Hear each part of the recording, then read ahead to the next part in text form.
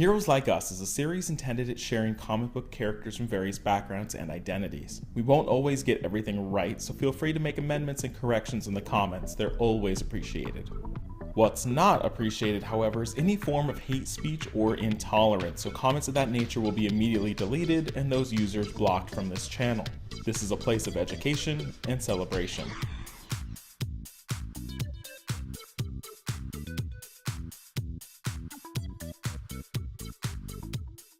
Welcome to I'm Your Target Demographic, and welcome to Heroes Like Us.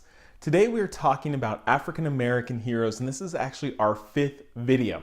So if you're interested in this topic and somehow missed the other 4, you can either go watch them now. There's really no order to things though, which means you can also just watch this and then go back and watch 1, 2, 3, and 4. So today we have 6 characters that we're going to talk about that are hopefully interesting to you. So let's start with, from Marvel Comics, Patriot, Eli Bradley.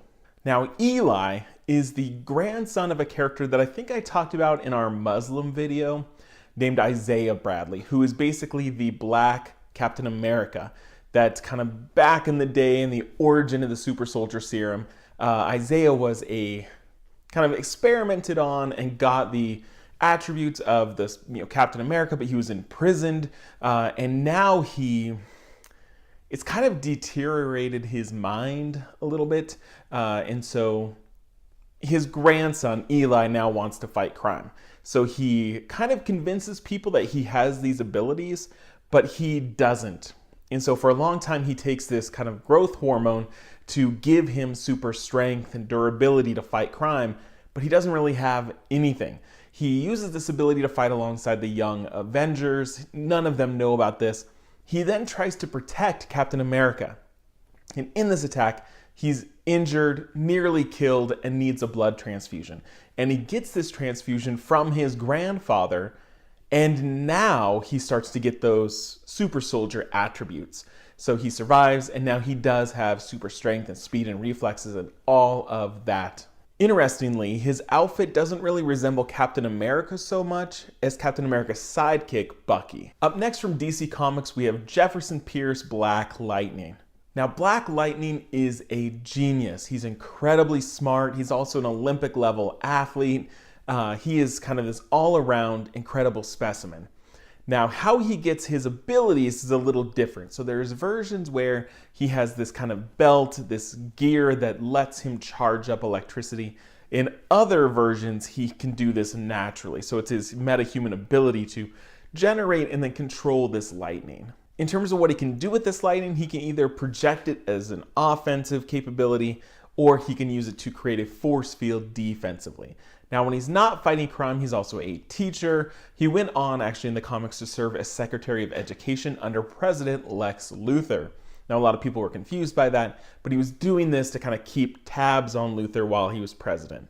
Now, Black Lightning has 2 daughters, and both of them also become superheroes. So let's start with his older daughter, Anissa Pierce, who takes on the name Thunder. Now, Anissa agreed to not fight crime until she graduated college. So on graduation night, she gears up and she goes out, and basically her ability is she's kind of very strong. She can kind of change her density, and so she can become almost invulnerable by becoming so dense. And she can also use this kind of bulk to slam down on the ground and create shock waves, which is kind of where the name Thunder comes from. In the comics, she was drafted into the team The Outsiders, where she was in an accident and put into a coma, and that was kind of the last significant thing that we've seen before everything was rebooted in the New 52. Now, Anissa has a younger sister, Jennifer Pierce, who takes on the name Lightning. Now, Jennifer can't control her abilities the way that her father can.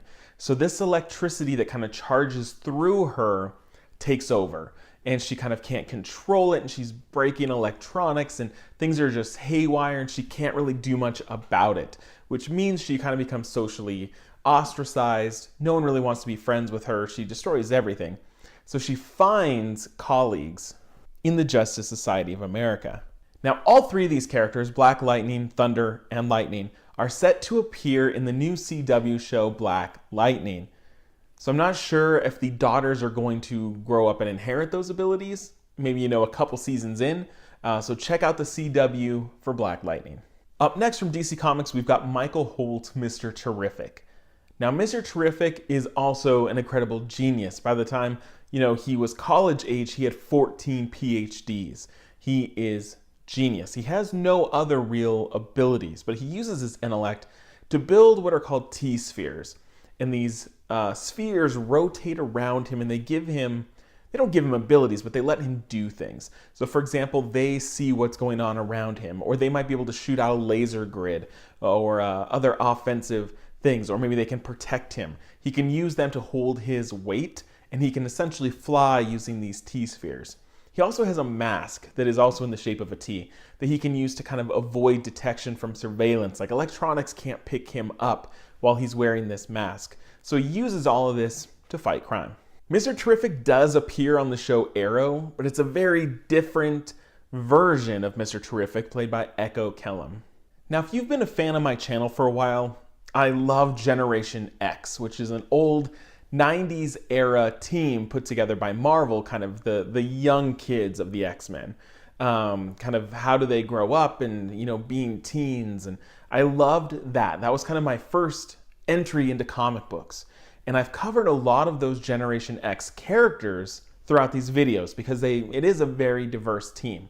And this past weekend, I was able to go to Comic-Con Revolution in Ontario, California, and there was a panel by Scott Lobdell, who's the co-creator of Generation X.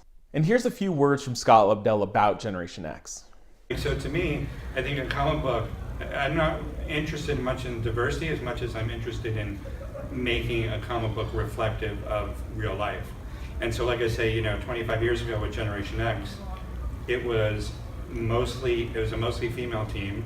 But the thing is that to me it represented, the type of people I know in my life, the, people that show up at conventions, people that you see in the world. So now the character that I want to shout out from Generation X is called Synch. And Everett Thomas, Synch, is able to sync up with other people's mutant abilities as they're around him. So it's kind of like in proximity, he can use their abilities. And it kind of has this cool rainbow effect. The comics were very visually cool when he would use this ability. He unfortunately didn't last long. And he kind of was protecting these kids, and he was syncing up to someone else's super strength to hold up this building. When they leave a certain proximity, they lose. He loses that ability, and he was killed very tragically. It's really unfortunate how many of those Generation X characters aren't around anymore. I would have loved to see them get some actual respectable treatment. It was theorized before he was killed that he might have been able to sync up with these people permanently and use their powers even when they're not around. But he didn't learn that by the time it really mattered. So that is it for this video. We've got a couple more African American videos coming up. So if there's other characters that you haven't seen yet and you want to make sure we talk about, let me know in the comments. We'll see you next time on Heroes Like Us.